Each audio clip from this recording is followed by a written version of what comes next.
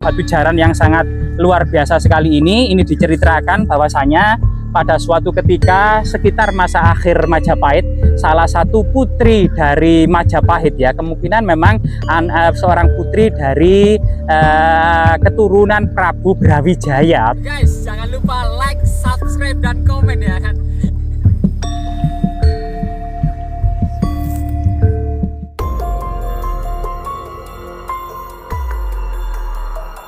Ya, di belakang kita merupakan Gunung Pawitra. Pada masa kuno dikenal dengan Pawitra ya, artinya tempat yang suci, yang saat ini bernama Gunung Penanggungan. Bentuknya satu puncak tertinggi di tengah dikelilingi 4 puncak yang lebih rendah di keempat sisinya, yang dikenal dengan Pancawali Krama. Konon katanya dari puncak Pawitra ini ada jalan menuju ke Istana Majapahit yang ada di Trowulan, yang dikenal dengan Jalan Pejalan Suci atau Tirta Yatra atau Dharma Yatra. Sehingga kemudian Gunung Penanggungan ini memerankan peranan yang sangat penting era akademi keilmuan pada masa kerajaan Majapahit. Memang prasasti tertua adalah prasasti masa Rakai Watukuro Dia Garuda Muka atau Dia Balitung tahun 910 yang ditemukan di Jedongoro. Kemudian prasasti Cunggrang tahun 929 oleh Empu Sindok. Kemudian Petirtaan Jolotundo tahun 977 Ela Medang keturunan Empu Sindok. Kemudian setelah itu banyak sekali dibangun punden berundak-undak, gua pertapaan, altar permujaan, maupun kemudian asrama-asrama kadewa guruan, bentuk-bentuk percandian era kerajaan Majapahit, sampai inskripsi termuda tahun 1511 Masehi. Artinya Gunung Penanggungan memerankan peranan penting dalam peradaban Hindu-Buddha pada masa kerajaan Majapahit ini sampai di awal abad ke-16 Masehi.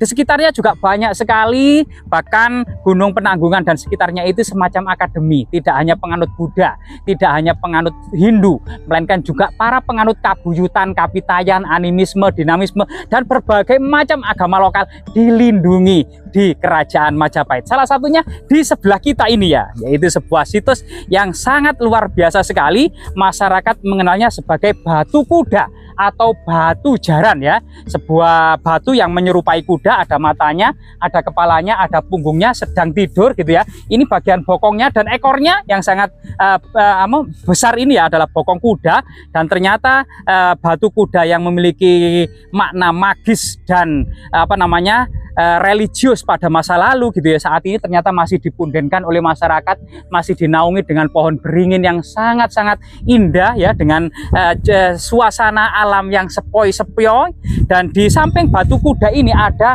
batu megalitik lainnya yang menandakan memang situs ini tidak hanya situs semata-mata bentukan alam sekitar awal-awal terbentuknya Gunung Welirang ya, karena ini memang berada di lereng Gunung Welirang bersebelahan dengan Gunung Penanggungan.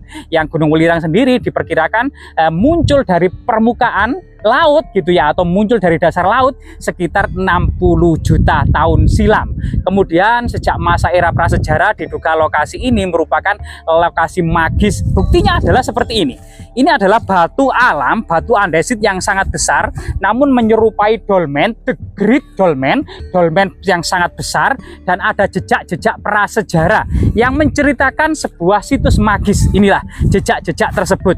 Mungkin kamera bisa di-zoomkan, kalau di sini memang kurang kentara sekali. Ada beberapa baris yang sangat simetris, bentuk lubang-lubang yang dikenal dengan batu dakon. Batu dakon sendiri memiliki makna magis untuk menampung tetesan-tetesan air hujan pertama kalinya yang dianggap magis, serta kemudian sebagai titi mongso waktunya menanam padi para petani Jawa, karena masyarakat Jawa berkembang seiring dengan tumbuhnya padi, sehingga kemudian di sekitar sini hamparan padi yang sangat luas. Di masa kuno dan di masa prasejarah tentunya hamparan padi ketika menguning ini seperti hamparan emas, sebuah surga yang tersembunyi penuh dengan tanaman padi yang menguning ya. Nah, ini sangat luar biasa sekali. Ini teman-teman mungkin di zoom batu-batu dakon tersebut yang menceritakan sebuah jejak peradaban prasejarah atau sebuah jejak peradaban Kabuyutan atau Kapitayan di masa peradaban kuno Hindu-Buddha Kerajaan Majapahit. Serta kemudian yang membatasi antara batu dakon raksasa atau The Great Dolmen dengan batu kuda atau batu jaran ini juga ada menhir raksasa. Diduga ini batuan basal, yaitu sebuah aktivitas vulkanik yang diduga muncul ya ke permukaan pada masa purba seiring dengan muncul dan berkembangnya Gunung Welirang. Diduga dahulunya ini adalah magma vulkanik atau magma yang muncul dari perut bumi yang mengalami pembekuan yang kemudian menjadi batu basal ya. Jadi sangat luar biasa sekali, dan ini kemudian kemungkinan memang batu raksasa atau batu menhir ini memiliki fungsi pemujaan, tempat bersemayamnya arwah-arwah leluhur, musyawarah para tua desa di sekitarnya, serta untuk mengikat binatang kurban, biasanya kerbau gitu ya, sebagai unsur-unsur pengorbanan ya pada masa prasejarah atau pada masa peradaban kuno. Sampai saat ini aktivitas persajian, misalnya ada takiran di sebelah sini, perdupaan, itu masih kita dapati. Sedangkan cerita tutur masyarakat tentang batu jaran ini ya, ini seperti ini ya, cerita tutur masyarakat tentang batu jaran yang sangat luar biasa sekali ini diceritakan bahwasanya pada suatu ketika sekitar masa akhir Majapahit, salah satu putri dari Majapahit ya, kemungkinan memang seorang putri dari keturunan Prabu Brawijaya atau mungkin Prabu Brawijaya Kertabumi yang diduga bernama Sri Ganggadara. Jadi putri Majapahit yang bernama Sri Ganggadara ini bertamasya dari kota Trowulan menuju ke lereng Gunung Welirang, entah itu ke air panas atau menikmati pemandangan-pemandangan yang sangat indah ini kemudian negaranya atau kotanya, ibu kota kerajaan Majapahit diserang oleh musuh. Kemungkinan adalah keponakannya yang berasal dari Kediri ya, karena pada masa Majapahit itu pada masa akhir itu ada perang saudara antara Bre Kertabumi dengan Sri Girindrawardhana Dhyarana Wijaya. Kemungkinan cerita rakyat itu diambil dari latar belakang keruntuhan Majapahit ini, perang saudara antara Trowulan dan Daha atau Kadiri ini ya. Kemudian Sri Ganggadara ini tertahan di lokasi ini karena tidak bisa melanjutkan ke ibu kota Majapahit karena memang ayahnya itu diserang oleh raja dari Kediri tersebut, sehingga tertahan di sini. Dan kereta kudanya ini diduga ya menjadi yang batu kereta kuda ini kemudian atau batu gedek ya, yang lainnya mengatakan versi yang lain menjadi batu gedek.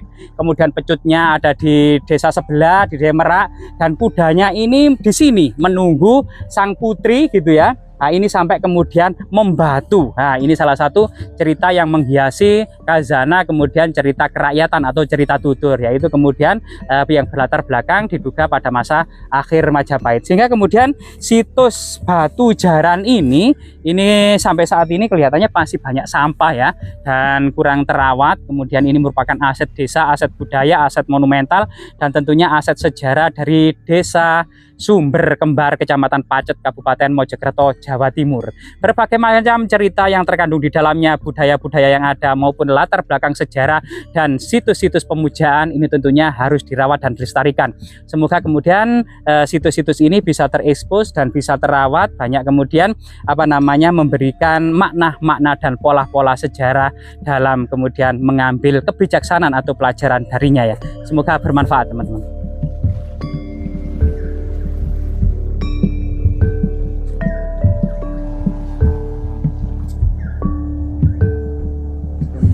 Yalah.